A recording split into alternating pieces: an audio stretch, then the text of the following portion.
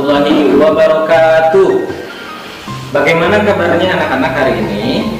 Mudah-mudahan semuanya dalam keadaan sehat ya. Anak-anak, Bapak ingatkan kembali tentang 3M. Yang pertama, mencuci tangan, memakai masker, menjaga jarak. Semoga kita selalu dalam lindungan Allah Subhanahu wa Ta'ala. Sebelum belajar, marilah kita berdoa terlebih dahulu ya. Bismillahirrahmanirrahim. Rabbi zidni ilman warzuqni fahman. Amin ya Allah ya Rabbal alamin.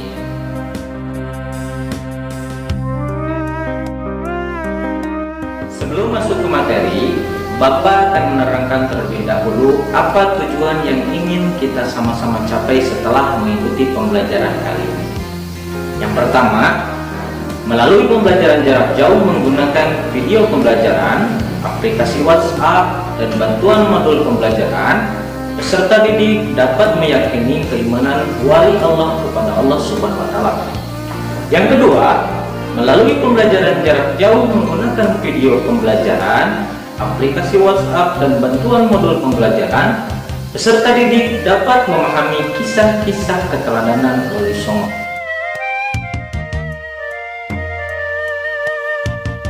Anak-anak, hari ini kita akan belajar tentang Wali Songo.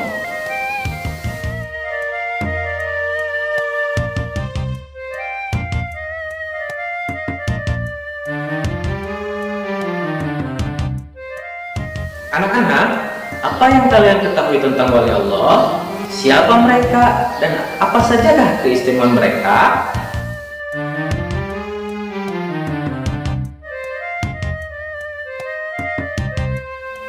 Wali Allah adalah orang-orang yang beriman dan bertakwa. Di samping melakukan hal yang wajib, para wali Allah juga melakukan hal-hal yang sunnah serta menjauhi hal-hal yang makruh yang tercantum dalam Quran surat Yunus ayat 62-63. Ala inna awliya Allah la khaufun alaihim wa la hum yahzanun. Yang artinya, ingatlah, wali-wali Allah itu tidak ada rasa takut pada mereka dan mereka tidak bersedih hati. Alladzina amanu wa kanu yattaqun, yaitu orang-orang yang beriman dan senantiasa bertakwa.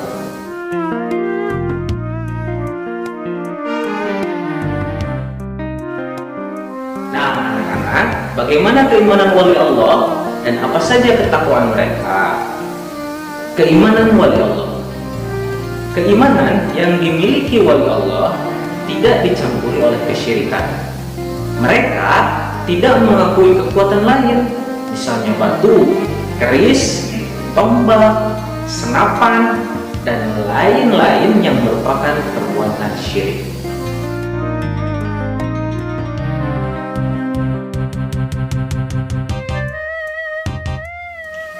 Ketakwaan wali Allah.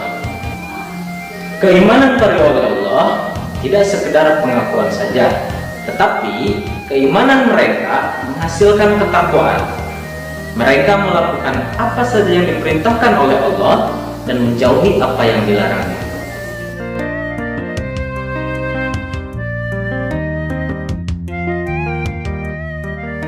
Anak-anak, yang termasuk wali Allah yaitu Wali Songo.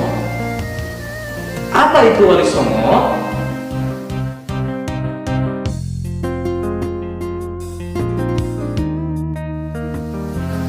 Wali artinya orang yang ditugaskan, sedangkan Songo artinya 9. Jadi Wali Songo artinya 9 orang yang ditugaskan.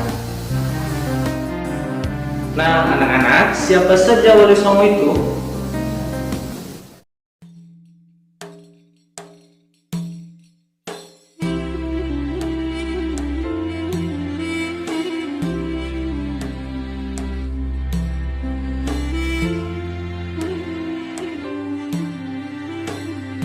Yang pertama ada Sunan Gresik atau Maulana Malik Ibrahim. Sunan Gresik adalah keturunan langsung dari Muhammad SAW. Beliau adalah keturunan ke-22 dari Rasulullah. Nasab Maulana Malik Ibrahim tercatat dalam ensiklopedia Nasab Ahlul Bait yang merupakan kumpulan catatan dari Syahid Baharuddin Ba'alawi Al-Husain. Ia lahir di Samarkand, Uzbekistan. Sunan Gresik banyak sekali dianggap sebagai wali yang pertama kali menyebarkan Islam di Pulau Jawa. Selain berdakwah, beliau juga mengajarkan cara baru bercocok tanam untuk mengambil hati masyarakat kebanyakan, yakni mereka yang tersisih pada akhir kekuasaan dari Majapahit. Karena krisis ekonomi dan juga perang saudara yang banyak membuat masyarakat Jawa pada saat itu menderita. Sunan Gresik membangun padepokan sebagai tempat menimba ilmu agama di lereng Gresik. Untuk mendapatkan hati masyarakat, sebagai pelengkap ia juga membangun masjid. Masjid ini adalah masjid pertama di Pulau Jawa dan masih berdiri hingga saat ini. Nama masjid tersebut adalah Masjid Jami Gresik. Sunan Gresik wafat tahun 1419 dan dimakamkan di Desa Gapura Wetan, Gresik, Jawa Timur. Yang kedua ada Sunan Ampel atau Raden Rahmat. Riwayat mengatakan bahwa Sunan Ampel adalah anak dari Ibrahim Zainul Al-Akbar.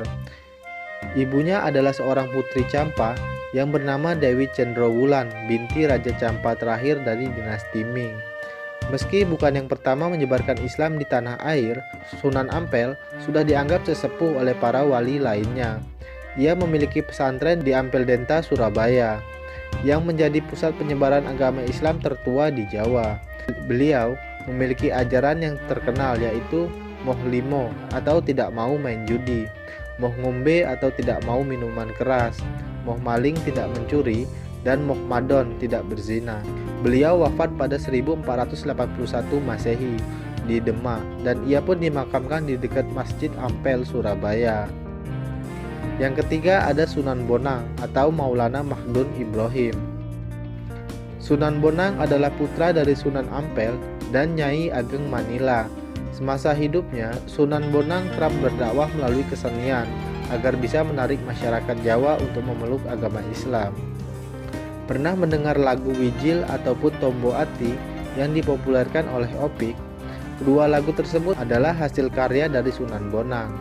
Untuk menambahkan unsur Islami, Sunan Bonang memasukkan rebah dan bonang sebagai pelengkap dari gamelan Jawa. Oleh sebab itulah ia mendapatkan julukan Sunan Bonang. Sunan Bonang diperkirakan wafat pada tahun 1525 dan dimakamkan di daerah Tuban, Jawa Timur. Yang keempat ada Sunan Derajat atau Raden Kasim. Selain Mahdul Ibrahim atau Sunan Bonang, Raden Kasim yang juga putra dari Sunan Ampel dikenang oleh masyarakat di seluruh tanah air sebagai Sunan Derajat. Dalam misinya untuk menyebarkan agama Islam di Indonesia, ia menggunakan kegiatan sosial sebagai ujung tombaknya. Ia merupakan orang yang mempelopori penyantunan anak-anak yatim dan juga orang-orang sakit. Selain itu, Sunan Derajat banyak sekali berdakwah kepada masyarakat umum. Ia sangatlah mengedepankan sikap dermawan, kerja keras dan juga meningkatkan kemakmuran rakyat sebagai pengamalan agama Islam. Sunan Derajat memiliki banyak peninggalan berarti seperti pesantren Sunan Derajat di Desa Derajat, Paciran, dan juga Lamongan. Ia juga meninggalkan gamelan Singomengko, alat musik yang sering ia mainkan. Kini gamelan tersebut disimpan di Museum Daerah Sunan Derajat, Lamongan. Yang kelima ada Sunan Kudus atau Jafar Shadiq. Sunan Kudus memiliki nama lengkap yaitu Jafar Shadiq. Beliau adalah cucu dari Sunan Ampel dan putra dari Sunan Ngandung bersama dengan Syarifah Ruhil. Berbeda dibandingkan dengan Wali Songo sebelumnya yang pada umumnya langsung menyentuh masyarakat umum untuk menyebarkan agama Islam. Sunan Kudus memiliki andil yang besar dalam pemerintahan Kesultanan Demak. Perannya adalah sebagai panglima perang, penasehat untuk Sultan Demak, mursyid harik, dan juga hakim. Target dakwah Sunan Kudus kebanyakan berada di kalangan kaum penguasa dan juga priai Jawa. Peninggalan Sunan Kudus yang terkenal hingga saat ini adalah Masjid Menara Kudus. Masjid ini memiliki keunikan karena arsitekturnya bergaya campuran Hindu dan juga Islam. Sunan Kudus banyak dipercaya oleh masyarakat wafat pada 5 Mei tahun 1550 di Kudus dan dimakamkan di sana. Yang keenam ada Sunan Giri atau Raden Paku atau Ainul Yakin. Sunan Giri adalah keturunan langsung dari Maulana Ishaq dan keturunan ke-23 dari Nabi Muhammad SAW. Selama hidupnya, ia menimba ilmu Islam dari Sunan Ampel dan bersahabat dengan Sunan Bonang. Peran besarnya dalam perkembangan Islam di Pulau Jawa adalah mendirikan pemerintahan mandiri di Giri Kedaton Gresik. Pemerintahan inilah yang selanjutnya memiliki peran sebagai pusat dakwah Islam untuk wilayah Jawa dan Indonesia Timur hingga ke Maluku. Sunan Giri diperkirakan wafat pada tahun 1506 dan dimakamkan di Desa Giri, Keboman, Gresik. Yang ketujuh ada Sunan Kalijaga atau Raden Said. Raden Said atau Sunan Kalijaga adalah anak dari Adipati Tuban yang bernama Tumenggung Wilatikta atau Raden Syahur. Beliau lahir pada tahun 1455. Beliau mempelajari agama Islam dari Sunan Bonang sebagai gurunya.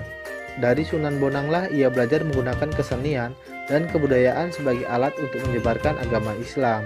Karena ia adalah orang pribumi, sehingga lebih mudah dalam berdakwah dengan masyarakat. Serta ia juga menggunakan kesenian tradisional sebagai metode berdakwahnya. Kesenian yang kerap ia gunakan untuk berdakwah adalah wayang kulit dan tembang suluk. Banyak masyarakat yang mempercayai bahwa tembang suluk lir-lir dan juga gundul-gundul pacul adalah hasil karya dari Sunan Kalijaga.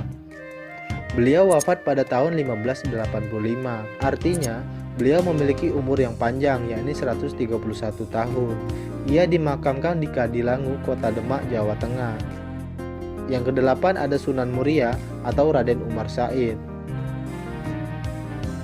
Raden Umar Said atau Sunan Muria adalah anak dari Sunan Kalijaga dan juga Dewi Sara. Nama Muria diperkirakan oleh masyarakat sekitar kota Kudus berasal dari nama gunung, yakni Gunung Muria. Gunung Muria itulah tempat di mana kini Sunan Muria dimakamkan.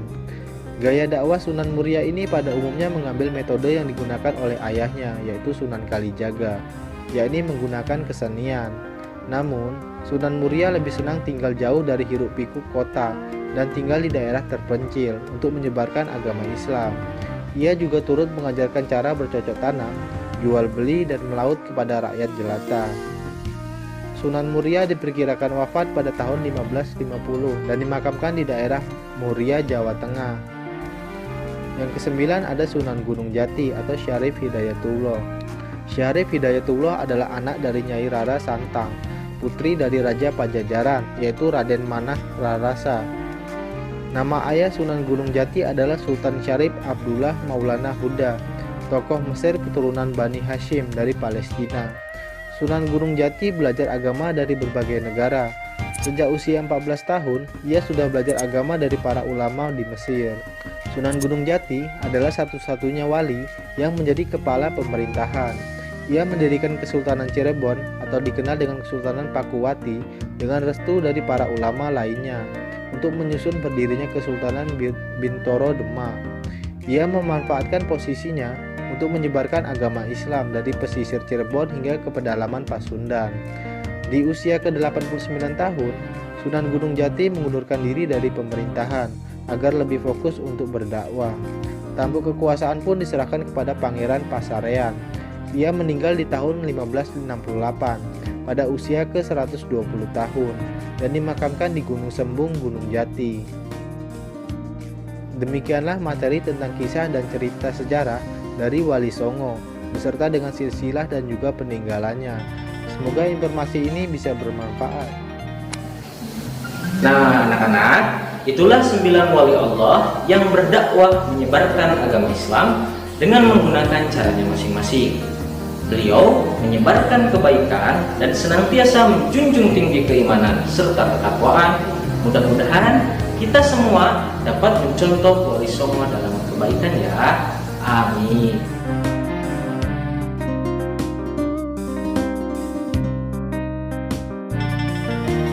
Baik anak-anak, sebelum pembelajaran hari ini kita akhiri, Bapak ingatkan kembali ya untuk mengisi latihan-latihan pada kolom Ayo Berlatih yang ada di buku modul PAI masing-masing ya. Semangat semuanya!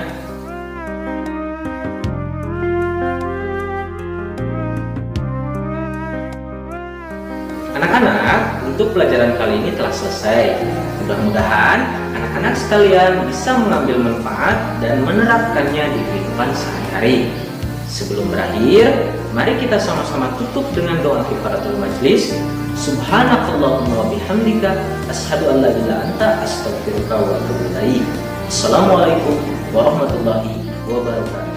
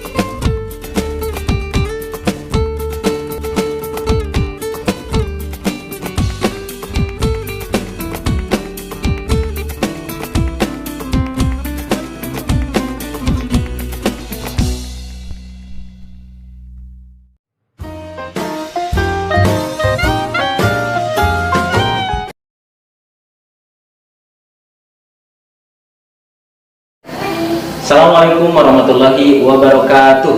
Bagaimana kabarnya? Wali artinya orang yang ditugaskan, sedangkan songo artinya 9. Jadi wali songo artinya 9 wali. Belum pelajaran Bapak Ahli. Untuk pelajaran kali ini telah Untuk pelajaran kali ini telah selesai. Ulangi.